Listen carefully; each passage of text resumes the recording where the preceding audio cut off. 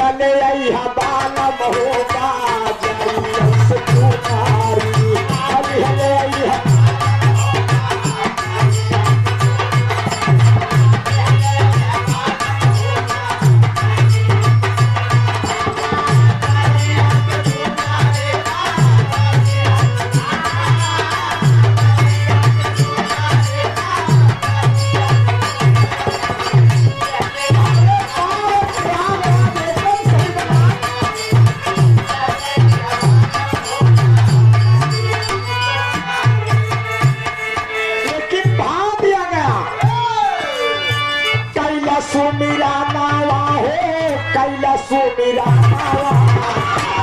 दादा 80 बरस होए वाला बब सुमिरन कर खेती किसानी अभी दुनिया काम माया छोड़े वाली नहीं बे मेरे दोस्त।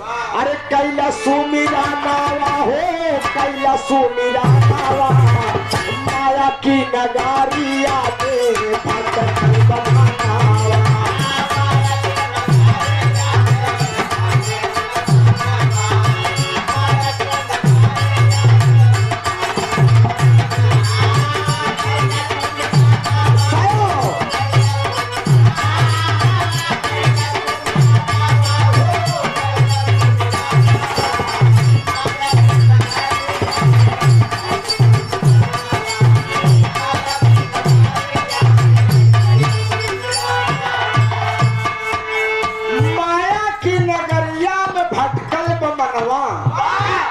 मेरे दोस्त ये मन भटका है माया की नगरी में।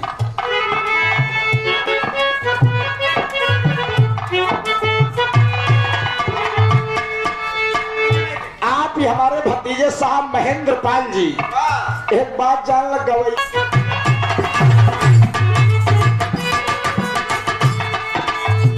बेटी बेटा ही नया भाई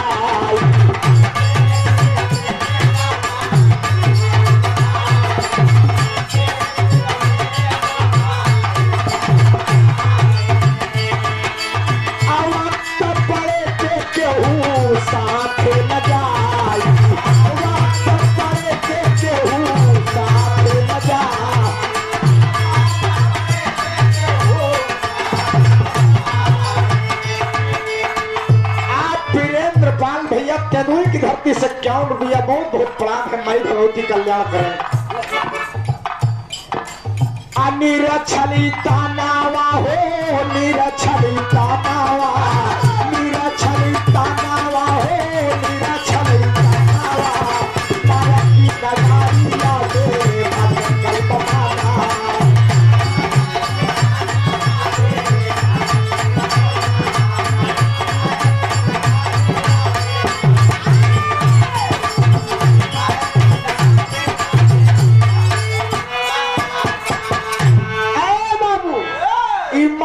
नगरिया मेरे दोस्त माया के को छोड़े वाली नहीं बा।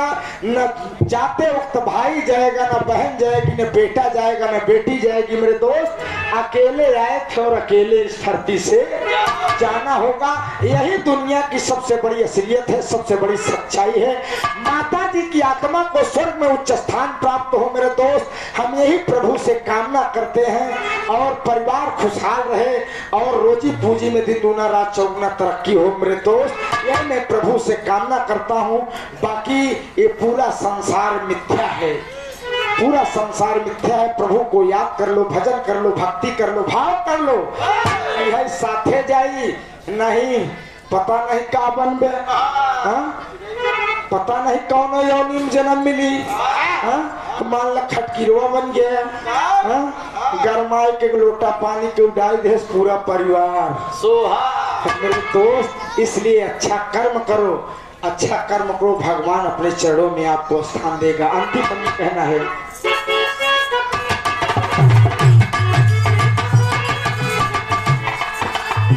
सपना चादर से ढाके जुटाना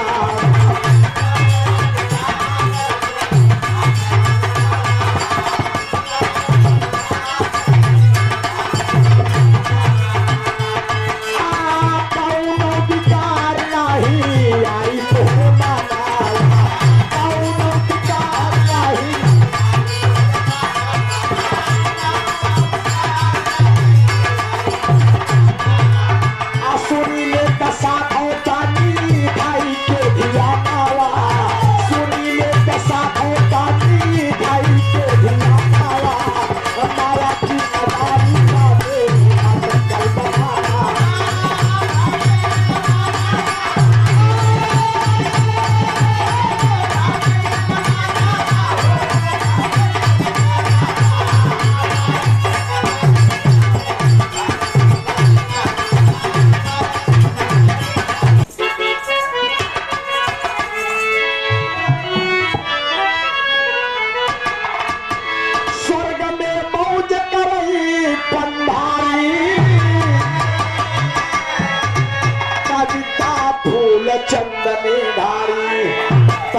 कि सया पैदा भावा बेचारा मानव।